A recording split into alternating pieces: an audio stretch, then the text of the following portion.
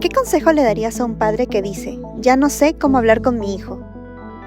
Yo creo que los padres, en primer lugar, deberían tal vez escuchar un poquito más a sus hijos, ¿no? A veces intentar darnos comentarios y aquello, pero el pilar primordial es saber escuchar. Bueno, al menos a mí me hubiera gustado, ¿no? Que me escuchen un poco más sobre tal vez qué es lo que yo estaba pasando en ese momento. Saber comunicarte con ellos, crear esa conexión con ellos para que ellos también se puedan abrir contigo. Escucharlos y evitar juzgar sobre todo. Que al padre primero, para que el hijo tenga esa confianza con el padre, primero el padre debe dar el paso primero y dar la confianza al hijo, porque el momento que parte que los hijos son en esa parte por la pubertad, son los hijos un poco retraídos y usualmente no tienen confianza con el padre. Lo que sugiero mayormente es que el padre dé el primer paso para que haya oportunidad, para que el hijo también se abra con él y así ambos se traten como iguales mayormente, pero obviamente que no se pierda el respeto entre ellos. Realmente me gustaría que el padre no se rindiera, que siguiera intentando y que buscara algún método para poder llegar a su hijo, porque, o sea, somos adolescentes y a veces tenemos nuestros ataques y a veces no, como que tenemos un ataque de rebeldía y a veces no valoramos el esfuerzo que dan nuestros padres. Después nos ponemos a analizar y si el padre se llega a rendir, como que el adolescente se llega a desviar y también que sepa comprender, porque si ambos llegan a alterarse, como que no se va a llegar a nada. Recomendaría que si el padre ya no sabe cómo comunicarse con su adolescente, tal vez ir con un psicólogo para que le aconseje una forma de comunicación en la que pueda entenderse con su hijo. Muchos padres ahora se preguntan, conforme los hijos van creciendo y llegan a la adolescencia, de pronto ocurre un rompimiento de la comunicación. Las conversaciones se convierten en discusiones, los silencios más largos y las frustraciones se dan por ambas partes. Por eso, hoy con la doctora Wendy Anticona vamos a hablar cómo podemos hacer, qué estrategias podemos tomar para que los hijos tengan las herramientas necesarias de una buena comunicación. Soy Dani Araujo y bienvenidos a Cayetanamente.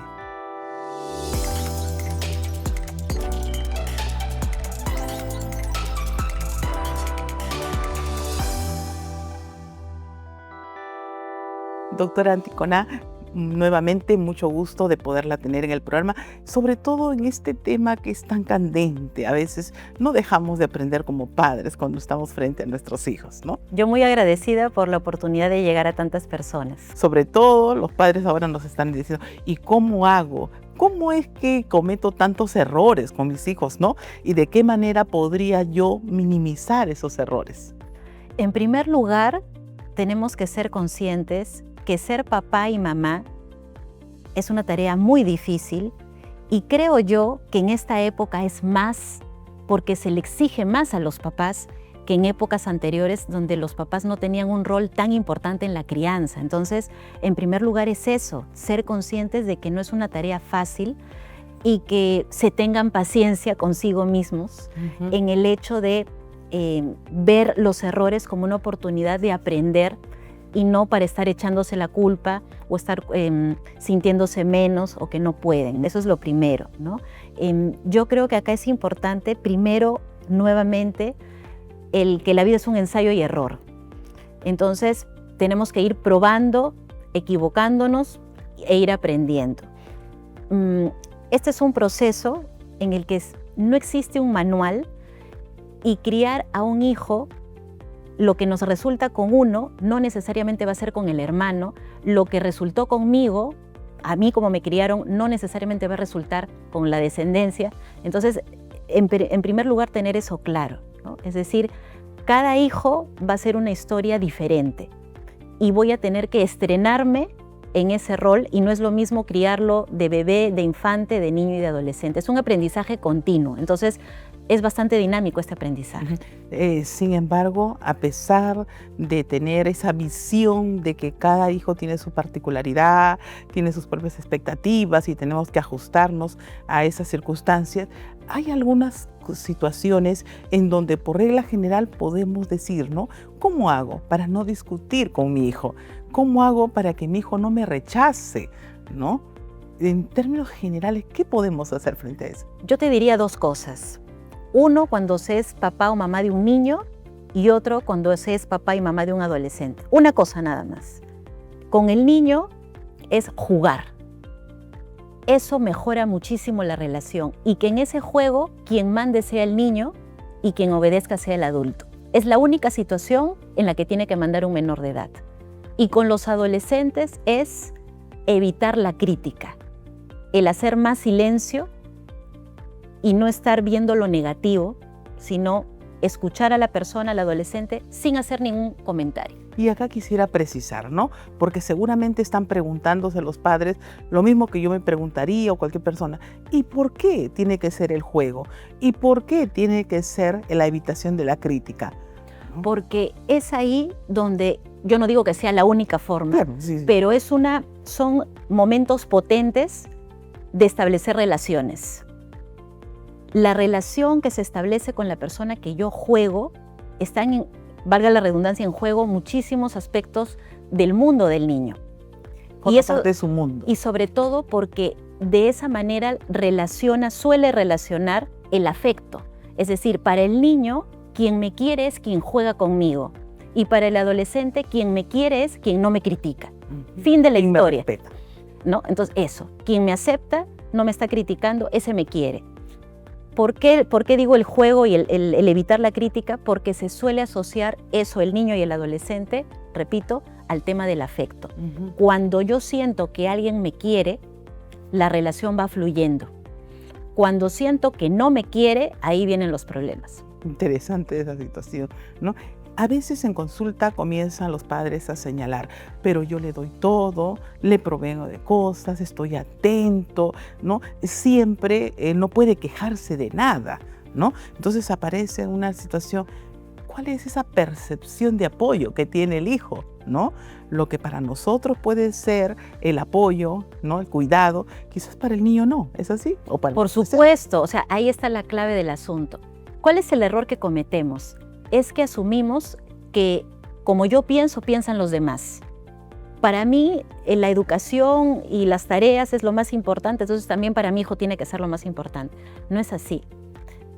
Tú has dicho algo totalmente cierto, es decir, lo que es prioridad para el adulto no es prioridad para el niño ni para el adolescente. Entonces, cuando los papás efectivamente, a mí también me lo dicen, pero yo le pago todo, le compro su ropa de marca, es más, está en inglés, todo lo que quiere se lo doy. Pero es que eso es prioridad para el adulto, no es para el adolescente, que el adolescente, estoy segura, prefiere 1000 veces más que no le critiquen, que le escuchen, que respeten y acepten su forma de pensar a todo lo material. Y el niño igual. El niño lo que valora más no es el juguete, es el jugar. Entonces, yo creo que va un poco por ese lado de ir cambiando nuestra forma de pensar. Lo que es prioritario para mí no es prioritario para la otra persona. Este vínculo de afecto, este apego que se van dando y se van diferenciando dependiendo de la persona, el cuidador o la persona que está en casa. ¿Cuán importante se convierte este vínculo cuando tenemos que pensar en lo que va a aprender el niño o el adolescente para enfrentar la vida? El vínculo afectivo está relacionado con la autoridad, está íntimamente relacionado con la autoridad. Entonces, la queja siempre es, mi hijo no me obedece, no me hace caso. ¿Por qué? Porque el tema de la autoridad está íntimamente relacionado con el vínculo afectivo. Y aunque pueda sonar contradictorio o raro, el niño obedece con el adulto con el que se divierte. Y muchas veces pensamos lo contrario, el niño hace caso al que pone cara seria, al que grita, a ese no le obedece, le tiene miedo. El miedo en algún momento se va a ir, la obediencia no.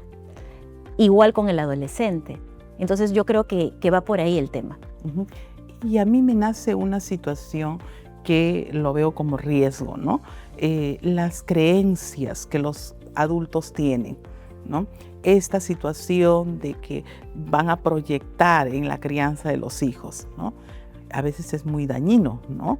Porque tienen cargadas sus propias creencias, ¿no? Y muchas veces distorsionadas y que no son competentes para que puedan enfrentar la vida, ¿no? ¿Cuánto daño hace esto? Muchísimo, porque se rompen relaciones, la comunicación, empiezan situaciones de agresividad y sobre todo la frustración y el dolor de los padres que se sienten que los hijos están siendo ingratos. Mire todo lo que sufro, ¿no? Y él no lo valora. Justamente porque cuesta a todos nosotros cambiar nuestra forma de pensar y intentar sintonizar cómo piensa la otra persona. Ese es un paso difícil, para nadie es fácil, pero ese es el camino.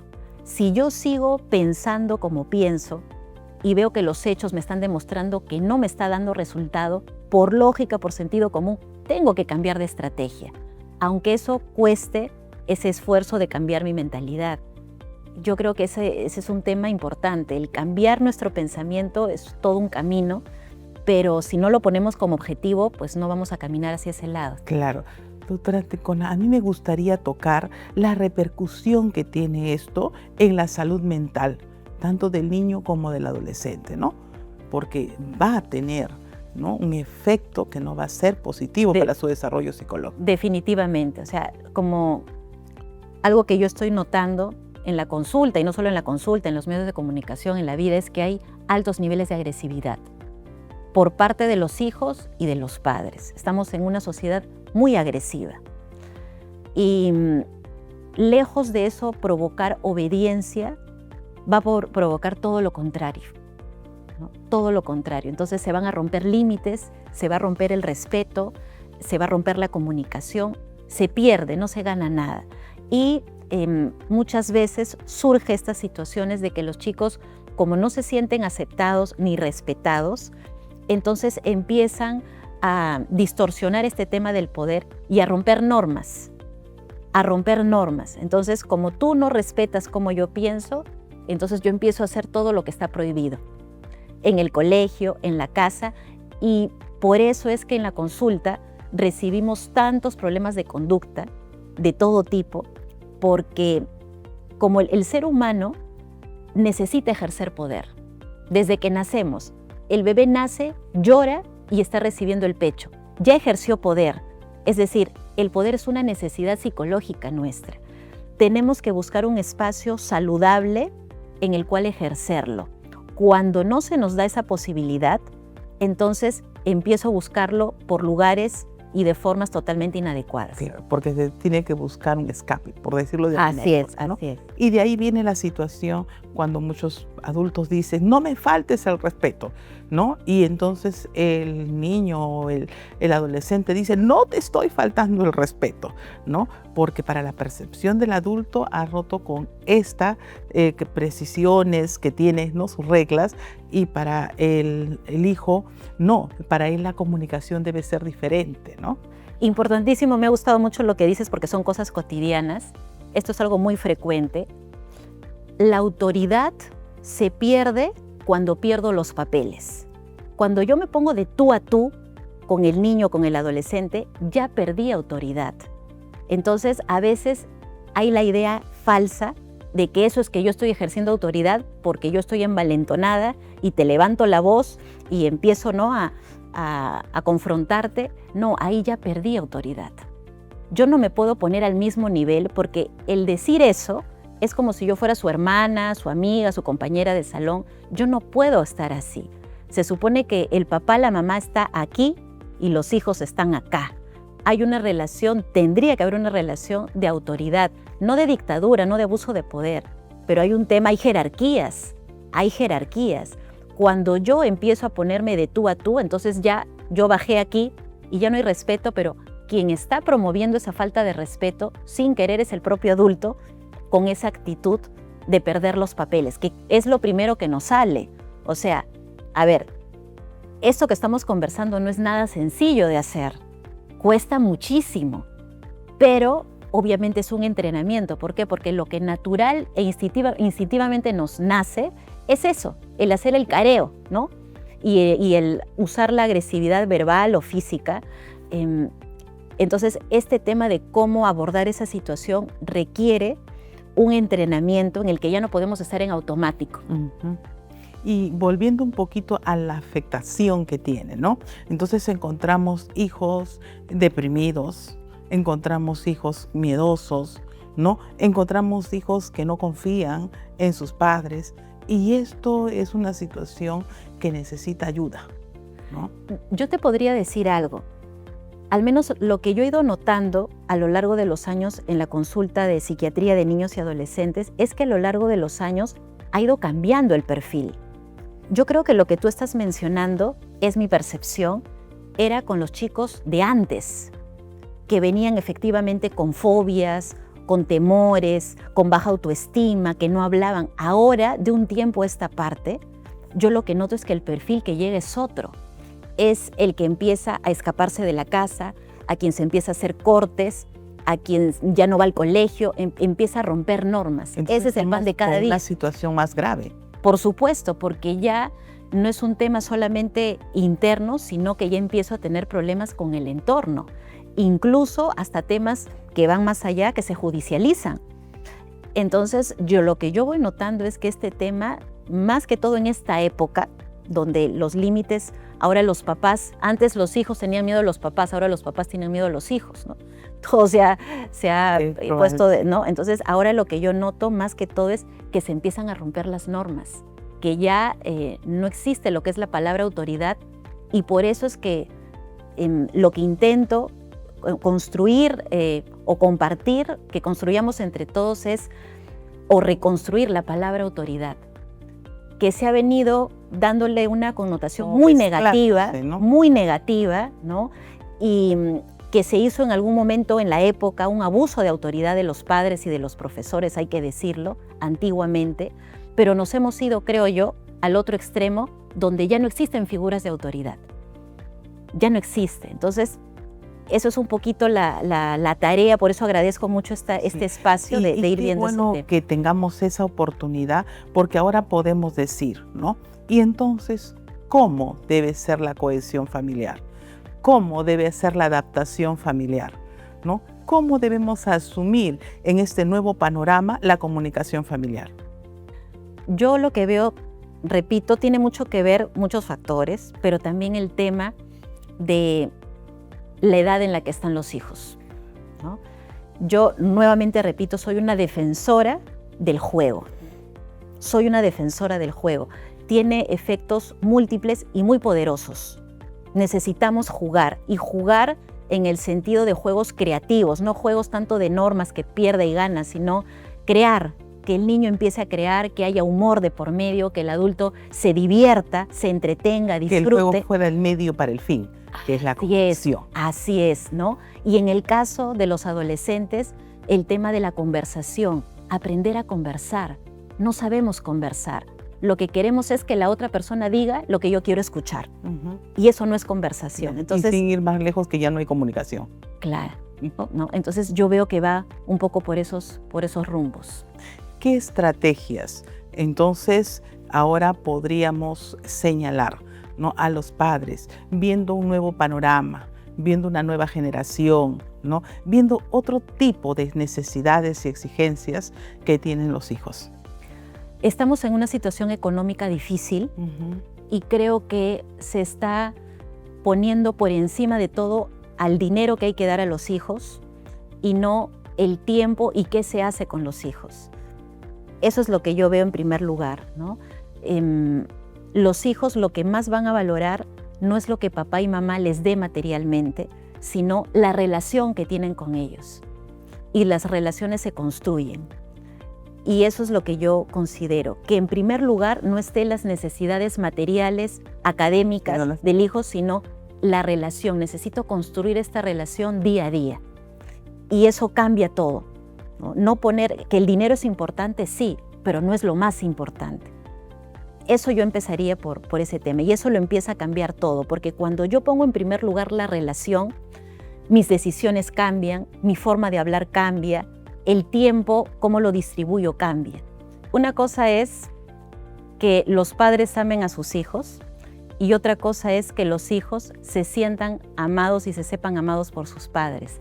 Y aquí ocurre como una especie de cortocircuito, porque al menos, por ejemplo, en la consulta, yo noto y les digo a los papás, ustedes no me tienen que convencer que aman a su hijo, yo lo sé. El problema es que él no está sintiéndose, o ella, amado por ustedes. Y acá ese es el meollo del asunto. Entonces, por eso repito e insisto que con los niños es el tema del juego, ahí es donde el niño se siente amado, y con el adolescente es cuando se conversa con él, se le escucha sin hacer ningún tipo de comentario negativo a sus opiniones, que se le respeten, así yo no esté de acuerdo.